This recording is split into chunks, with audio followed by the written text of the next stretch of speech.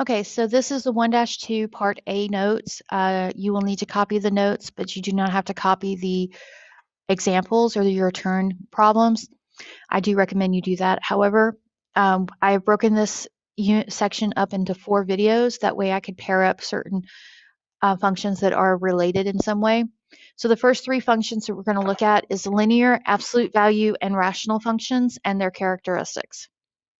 Characteristics of a graph are domain and range, x-intercepts and y-intercepts, maximum number of roots or zeros.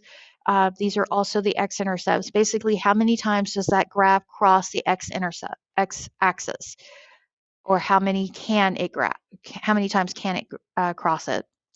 In behavior, and continuous or discontinuous. Continuous means that there are no gaps in the domain or the range. Discontinuous means that there are a gap in either the domain, or there's an asymptote, or there could be a restriction on the range. So our linear parent function is, of course, a line. And again, I will remind you, if it goes off the screen without any endpoints, that means that there is imaginary arrows here, and it's negative infinity to infinity. So the function is f of x equals x. This is the equation. The domain and range are both all real numbers, negative infinity to infinity. The x-intercept is at the x is 0, y-intercept is y is 0, so that is the origin. The maximum number of roots is 1. That means that no matter how we move this line on the graph, it will only cross the x-axis in maximum of one time. In behavior, as x moves to negative infinity, y moves to negative infinity. As x moves to positive infinity, y moves to positive infinity. And it is a continuous graph. Absolute value, parent function. The function's equation is absolute value of x is f of x. It has a domain of all real numbers from negative infinity to infinity, but its range starts at 0. That's the first time we can touch the graph. And it goes to positive infinity. The x-intercept is at x is 0, y-intercept is at y at 0, so the origin again is that special point. We call it the inflection point, or the vertex.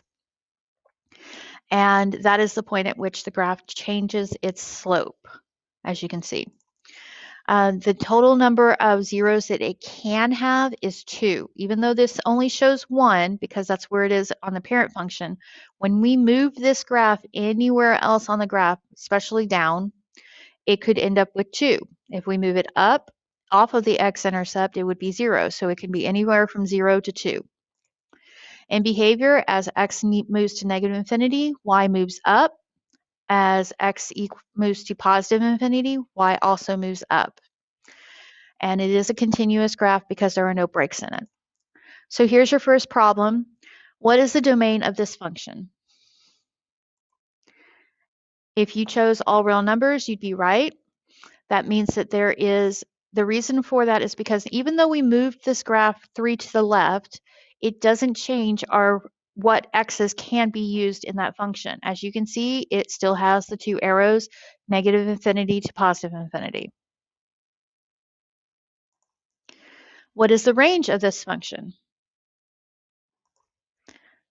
So this time, again, even though it's been shifted to the right, it did not change its range. However, if it had been shifted up or down, the range will change. So right now, since it's still on x is 0 or x is 1, y is 0, our starting point for y's is still at 0. But if we had shifted this down just by a little bit, even to -4, our y's would have changed to greater than or equal to -4. If it went up, greater than or equal to positive 6, as an example. Okay, what is the domain and range of this function? So if you picked all real numbers for the domain, again, never changes if it's all real numbers, never changes on domain. For the range, it did change from 0 down to -6 because that's the first place we can actually touch this graph. Which of the following can be used to represent the domain and range of the absolute value of x? So is it the domain of x is all real numbers? That's what that means. And range is greater than or equal to 0. Is the domain of set notation x such that x is all real numbers, and range of y such that y is all real, out of all real numbers, you get all of the x, y is bigger than 0. That's what that means. Or is it domain is negative infinity to infinity and range is inclusive 0 to infinity? So if you picked D, you'd be right. All three of these are different ways that you can actually write the domain and range. The first one was interval notation, inequality notation. The second one was set notation, and the last one is interval notation. Okay, our last function we're going to look at is a rational parent function. So the last function we're going to look at is rational parent function. This one is a special function. Again, on the two ends on either side, since it's going off the graph, those are arrows. Okay, so the function is f of x equals 1 divided by x. Because x is on the denominator, that means that we have a restriction, because everyone knows you cannot divide by 0. So the domain is from negative infinity, getting close to 0, skip over 0 altogether, and then start over again and go to positive infinity. Or another way of saying that is x cannot equal to 0. Because we skip over 0, when we look at our y's, we'll still see something similar. As we go from negative infinity to 0, we see a big gap where the graph has skipped y a 0. And then it starts over and goes from 0 up to infinity. So y cannot equal 0. This putting u in the middle is how we show that skip, where that whole area between x is 0, y is 0 is non-existent.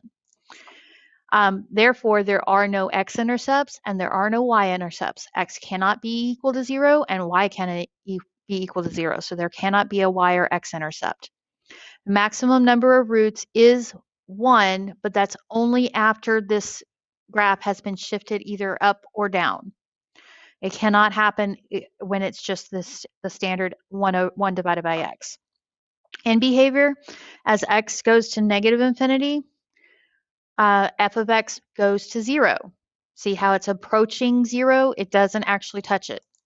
As x goes to positive infinity, again, f of x approaches 0. And it is discontinuous because of that u, because of that exclusion in the x and the y domain and range. I do want you to recognize the domain and range are identical, and this is the only function that has this specific type of domain.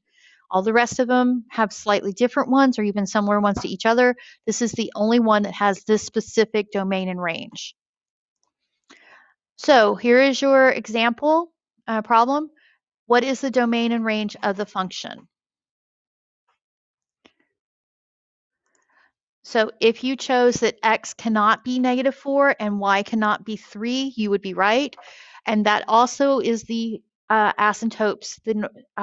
So at x is 4, -4, there is a vertical asymptote here, and that's why x cannot equal to -4. And then y is +3, that is a horizontal asymptote, and that's why y cannot equal to 3, because they act as basically a barrier stopping that function from crossing.